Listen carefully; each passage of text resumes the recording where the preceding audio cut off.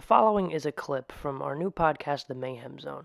If you'd like to watch the full episode, please click the link in the description. I'd like to offer a light spoiler warning for the first 2 episodes of WandaVision. If you have not seen them yet, please go watch them before watching this. Thank you so much. I hope you enjoy. I want to talk about WandaVision. I'm going to take my jacket off. It's going to be a hot take, guys. It's going to be a hot take. So we watched this. I watched it last week. We haven't talked about it whatsoever Not together, at all, really. just to save it for this. Yes. So I'm curious to know what your hot take is. But you start. Go ahead. All right, I'll start. I think it's really unique, and I think the way that they parody these old TV shows is like really funny and cool. And I could definitely see how some people are probably alienated by it. Mm-hmm. People who are normal Marvel fans, but I like that it's something really just weird, but then it sometimes just has these like there's a moment at the end of the first episode that I felt like I was watching Eraserhead, David Lynch's Eraserhead. Right. And I was like, oh my God, this is so weird. And I'm like, I could tell that they're slowly building to something that's going to be crazy. Mm-hmm. And I like that they're the way that they're doing it. Yeah.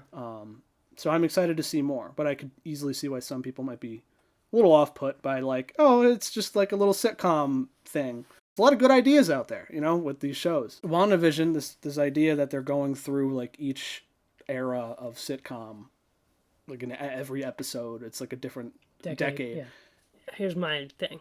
So, I love the way they recreated it. It was really cool, and there's a lot of detail. They filmed it in front of a live studio audience. That's another thing, yeah. That's and you can really tell. cool. Like I love.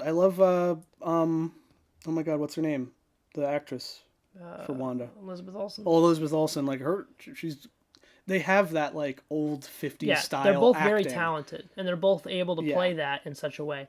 But here's my thing, and it's probably a nitpick, and once I watch the whole show, I'm gonna eat my words. I know it, because once the whole show's out, we'll have context. But this is the first thing we've seen since Endgame with these two. Right. So, and Vision's alive, and we don't know why. Mm-hmm. That's part of the mystery. Right, and it's immediately, you know this is all bullshit because Vision's alive. Mm-hmm. But for me, this is the first Marvel Disney Plus show ever. I know Falcon and Winter Soldier was supposed to be, and maybe that might be more spectacle. And I'm not one of these people that's, I need action. But to just get literally a half hour of sitcom shenanigans and nothing else, I don't know, I was a little... I mean, you get like little things here and there where there's a hint that somebody is trying to reach Wanda. You get hints of that, but that's more in episode 2. Episode 1, there's one moment. Very strange scene, and it's done so well. It's like cool. The whole episode is like the camera's like super far away from everything, and that like old style of filming TV shows. And then as soon as the camera closes in, you could feel it, like something crawls into your skin, like something's wrong, because you're getting this close-up look of these actors looking horrified. Of course, yeah.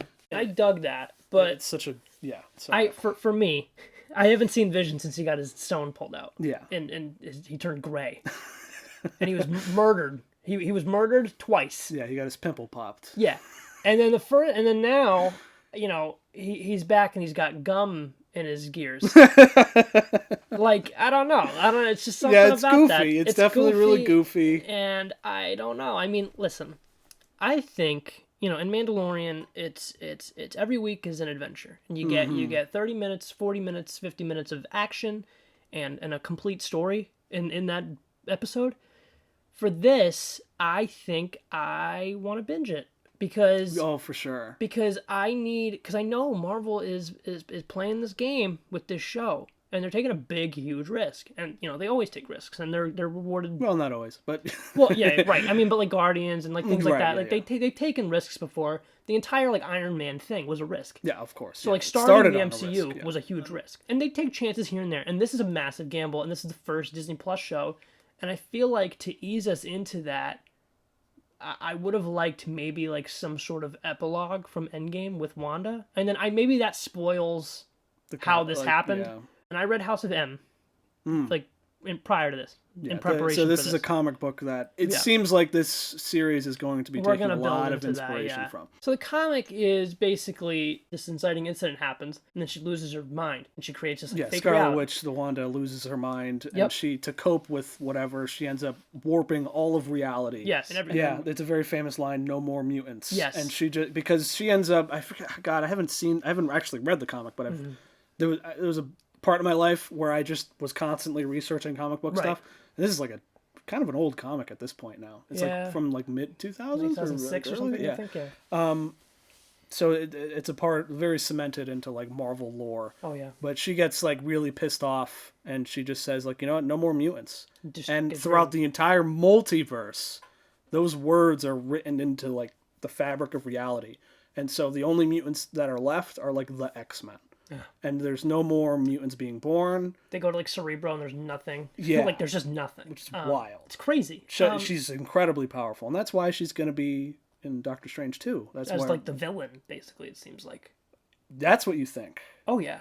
Oh, that's actually, that could be interesting. I think this show is going to end with her breaking open the multiverse.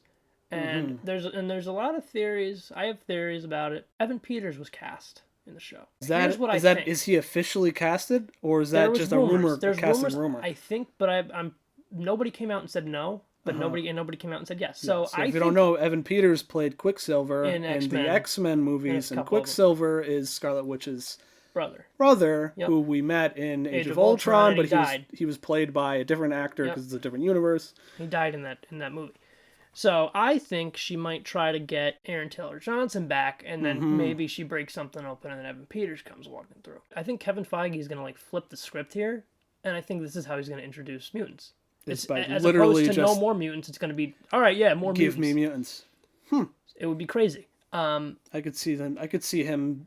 Pull that. Subverting that expectation. It would be crazy. They go anywhere with this. Yeah. That's the really exciting thing about the show. And I wish I could have binged it. But it's fine. But keep the conversation going. I get it. But I just think to maybe something wild happens in tomorrow's episode 3. You know, it's maybe something wild happens. But then I'm going to be like, why didn't you just release all 3 of these on the first day? It is what it is at this point. I think I'm going to look back on this episode and be like, Jake, shut up. Just, I mean, I could see like when it's all out, like you might skip episode 2, you know? Yeah, right.